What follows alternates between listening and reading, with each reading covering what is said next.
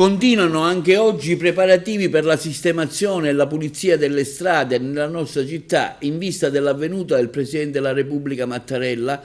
Come vediamo dalle immagini girate stamani, si sta provvedendo a sistemare una buca da tempo presente nella via delle Torri, adiacente alla stazione di Agrigento, dove è ben visibile un avvallamento dove sono ubicati i tombini con un notevole dislivello tra la strada e la stessa. Ieri si è provveduto alla bitumazione delle vie che dal campo Seneto, dove atterrerà il Presidente Mattarella in elicottero, lo porteranno al Teatro Pirandello.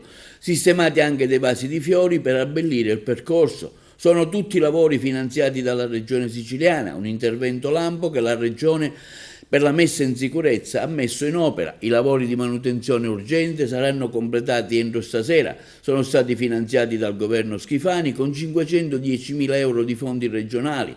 Le opere interessano principalmente la viabilità cittadina dall'ingresso in città fino al Teatro Pirandello, dove sarà in programma la cerimonia di inaugurazione per Agrigento, capitale della cultura 2025, con il Presidente Mattarella e il Ministro della Cultura Giuli.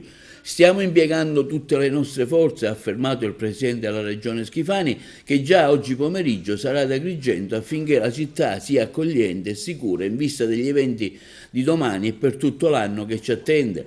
In questo frangente, continua Schifani, le strutture interessate come gli uffici del Genio Civile di Agrigento e il Dipartimento Regionale Tecnico hanno agito con grande rapidità e grande senso di responsabilità e a loro va il ringraziamento del mio governo. Continueremo, conclude Schifani, a fare tutto quanto in nostro potere affinché questo importante riconoscimento diventi una fondamentale occasione di valorizzazione del nostro territorio.